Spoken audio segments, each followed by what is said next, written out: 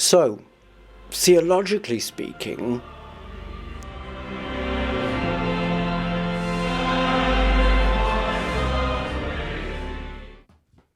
hello, and welcome to Theologically Speaking with Kyle Leon Henderson and Father Ian Elliott Davis. hi. Well, this is our second episode, and I'm excited because the first episode was just all about us, and if you haven't heard that one, please go back to the first one and listen at your convenience.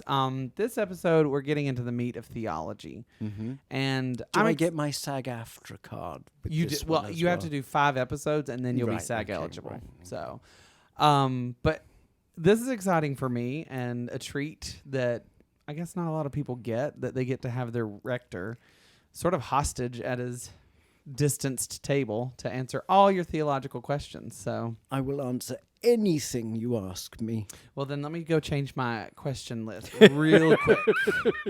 I'm kidding. I've already got it written down. So we're going to stick to the script on this one. So let's just dive right in. What is theology? Theology is any talk, any conversation, any dialogue, any words and grammar about God. God talk is literally what logos means. Theos, logos.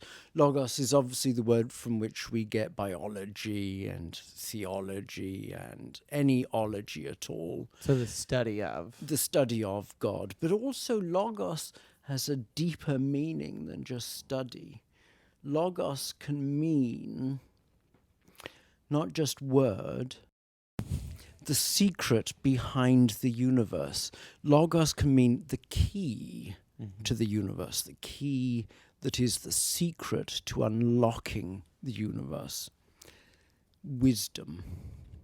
That's fantastic. I like that. That's a great place to start because people hear theologically speaking or theology, And they think it's dull theologian. and boring, and it's not. I think more so it's overwhelming and Right. an intimidating concept. So, what is your personal definition of theology? Does that differ from the textbook definition? No, I would want to hone it in and sharpen it somewhat and say that my take on theology is that it's a Wittgensteinian pursuit following Ludwig Wittgenstein. Ludwig Wittgenstein, and who's that? He was an Austrian philosopher who lived in Britain in the early part of the 20th century, was a pupil of Bertrand Russell. But he and Bertrand Russell parted ways quite soon, actually, after the First World War.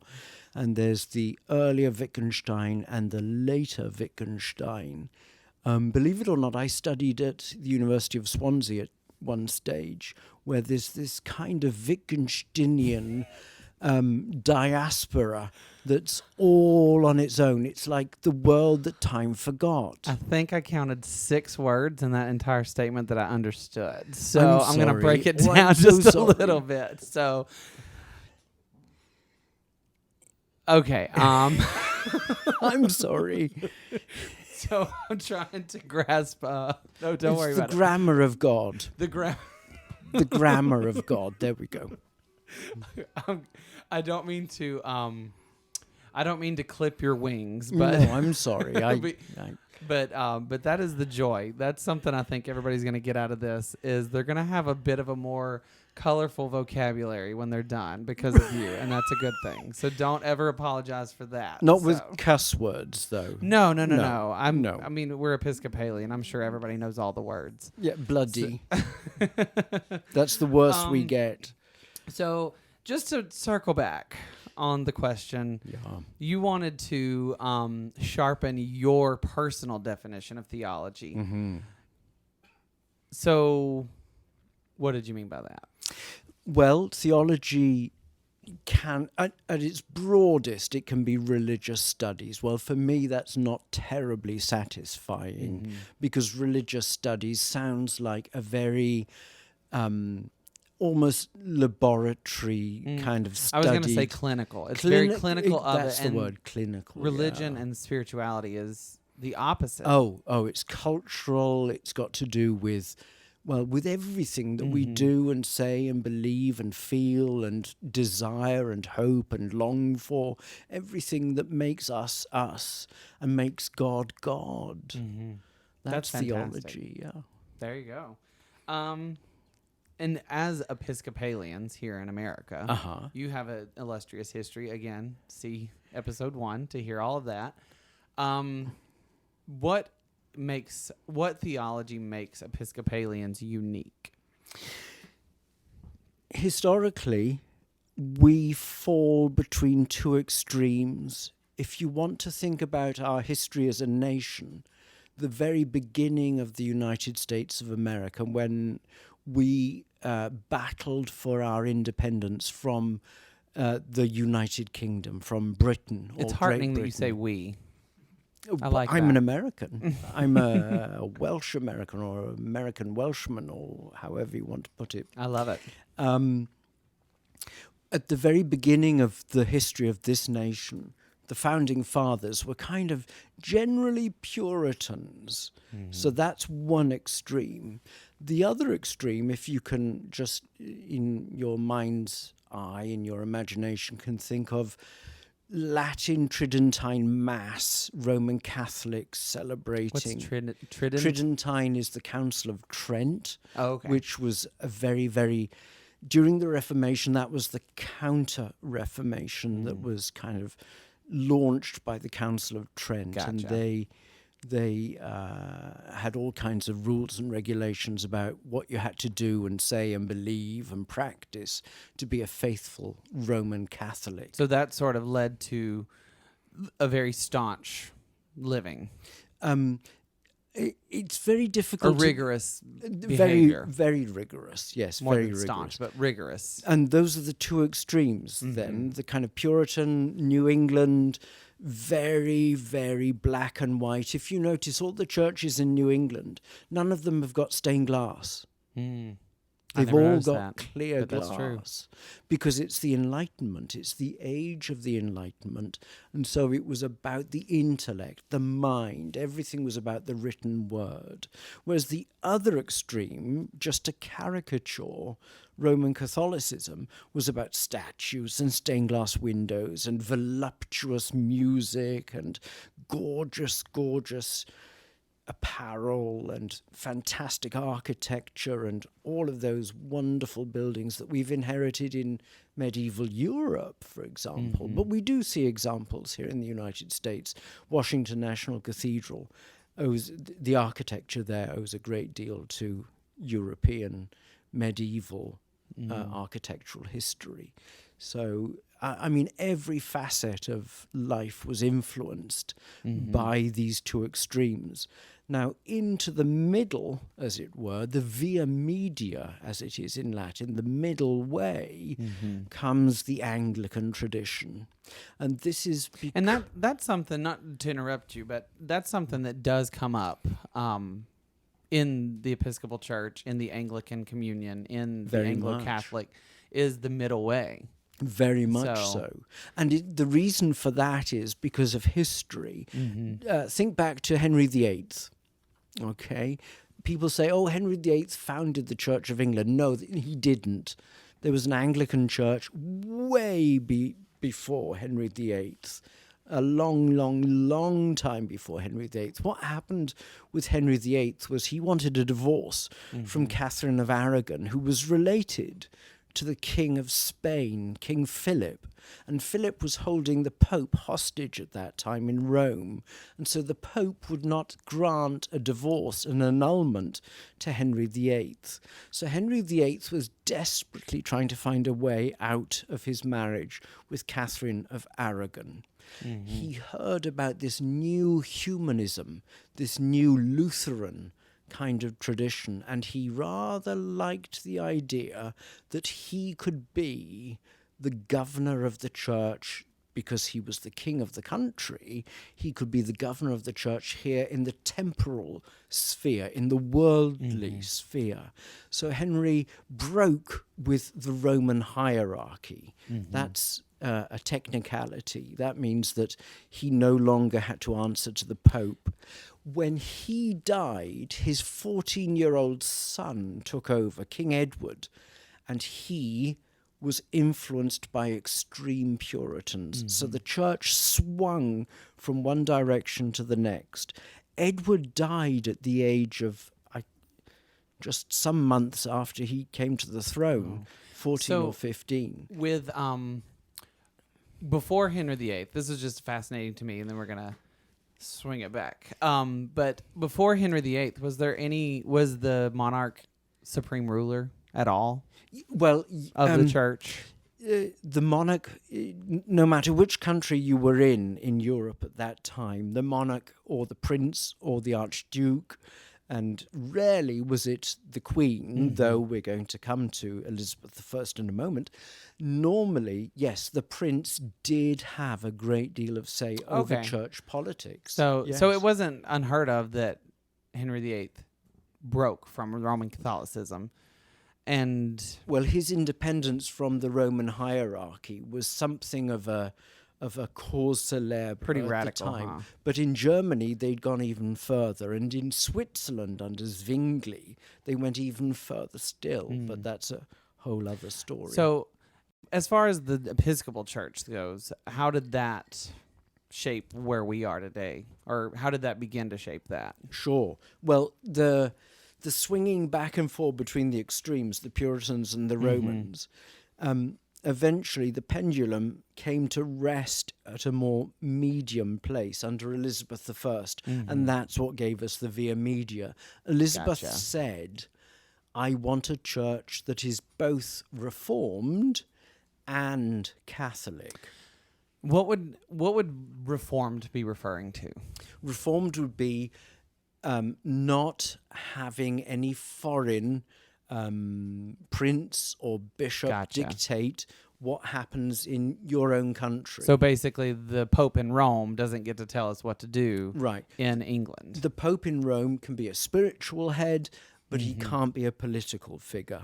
Much like you explained in the last episode that the Archbishop of Canterbury is a spiritual leader for us. Yes. But he is not the presiding bishop or anything like that, like Bishop Curry here in America. That's right. Well, we have a presiding bishop, but again, the presiding bishop is just the first among equals. He doesn't have any special privileges here in this diocese of Los Angeles, and this is a vast diocese, Los Angeles. Well, I think Los Angeles County is almost the size of Rhode Island. Good grief.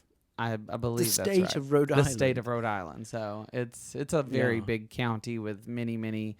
And we've got 6 counties in the Diocese of Los Angeles. Oh, really? Yeah. So that's a big area and a big diverse area. Ventura, San Bernardino, Orange County. So speaking of the middle way, that's how we got to that concept. Yes. How important is to the theology of the Episcopal Church is our diversity? It's immensely important because it's always negotiation. It's always dialogue. It's always compromise.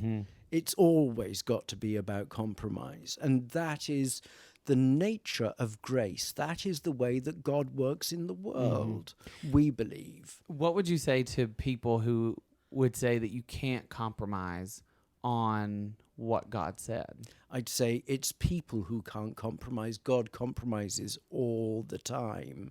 God makes allowances for our frailty, for our humanity, for the number of times we fall flat on our faces when we think that we can do it in our own strength. God's the one who picks us up, dusts us down and says, come on, we'll try again and try again, and we'll keep on trying. And we'll learn together.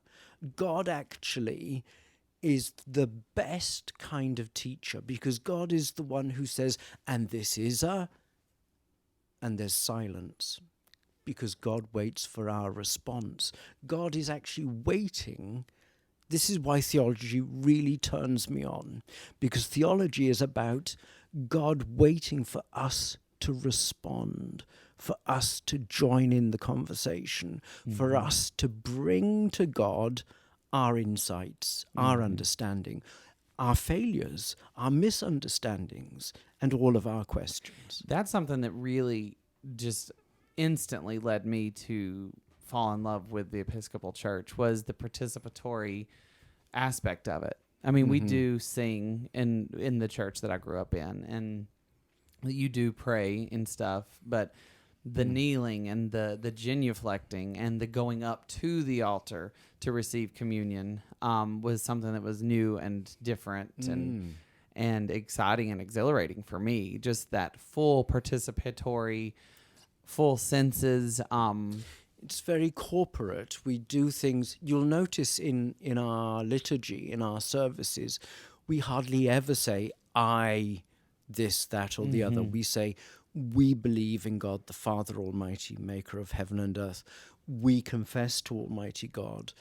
It's always we or us, and it's together as a family, as a congregation, as an entire people. And when I say family, I don't mean just a husband, wife, and 2.5 children. I mean everyone is included in that definition of family. Something that else that really struck me about just the way worship in the Episcopal Church goes during a Mass. You have, like I said, the genuflecting, the standing, the kneeling. You have the incense, the singing.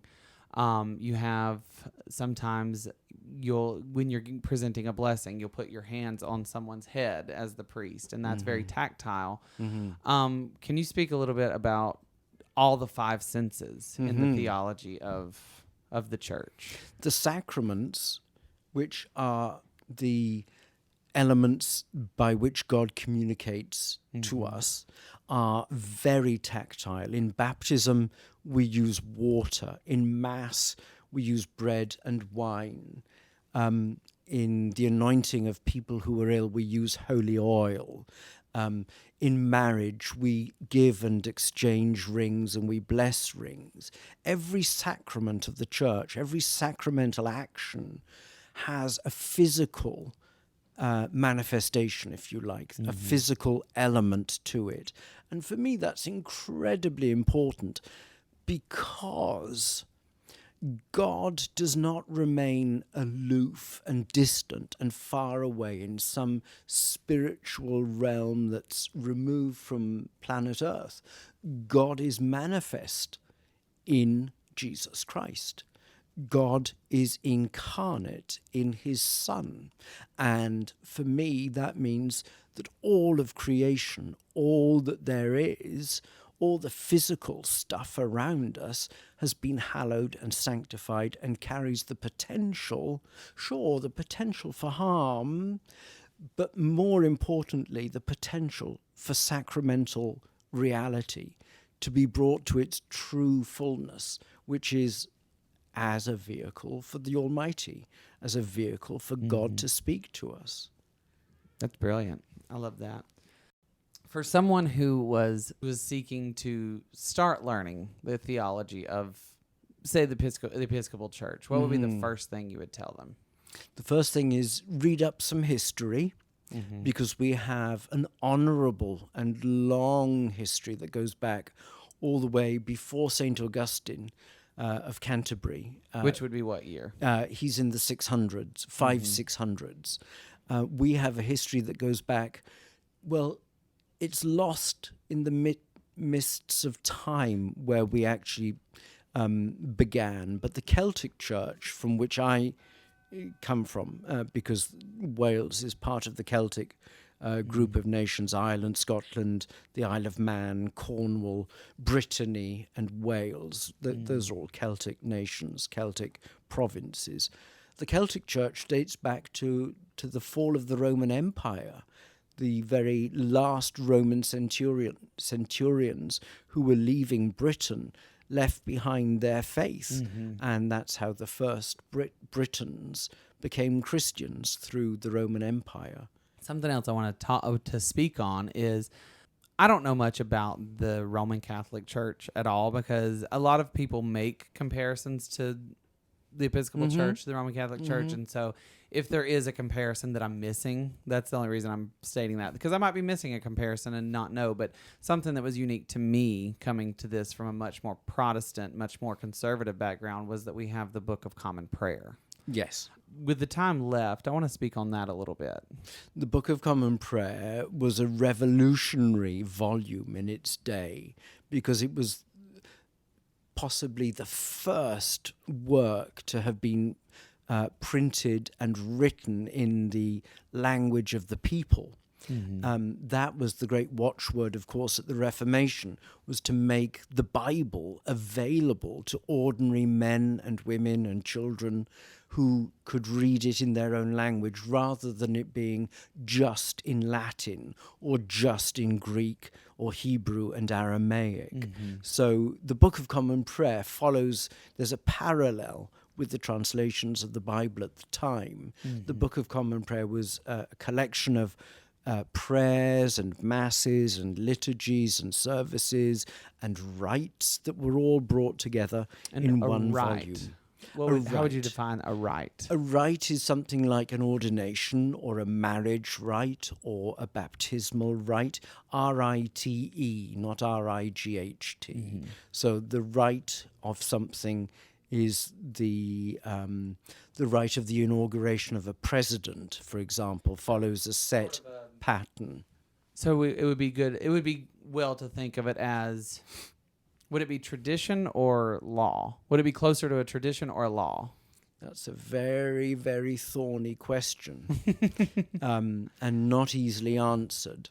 A rite is a combination of what is expected, what has been done in the past, what speaks to people today, and it's a very nuanced and delicate part of what we call liturgy.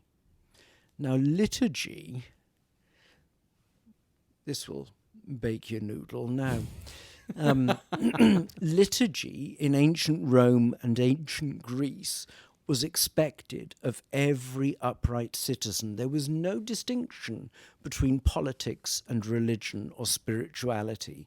It was all part of being a good citizen, and one was expected to participate in the worship of the gods, whether they be Mars or Zeus or whoever. But liturgy was part of one's duty, if you like, as a good citizen. There was no reward. Occasionally there were groups and sects that had secret knowledge, as in the Gnostics. But on the whole... And that's what Gnostic means, secret knowledge. Yeah, yes, it's from the word for knowledge, gnosis. Because people who are listening may have heard people describe themselves as agnostic, meaning... Right. That a bit of a mystery, but... Right, that they're neither... Not to digress, but just to... they're neither the atheist nor believer, but they're somewhere in between, which is agnostic, which is fine. I mean, I think most people are agnostic about something or other. Most people are agnostic about UFOs. Some people are convinced that there are such things as UFOs. Yeah. Some people I would are convinced... say that's me, agnostic about other life forms out there. Really? Yeah, maybe. I'm open to it. Well, I'm open to other life forms, but I don't know that there are any. Well, I mean, we don't know for sure, so... Well, is there life here on this planet is a question, really, isn't it? Forget about life after death. I mean, growing more and more mysterious every day. And by liturgy, how would you define liturgy? Liturgy is worship. It's the service in which we participate together.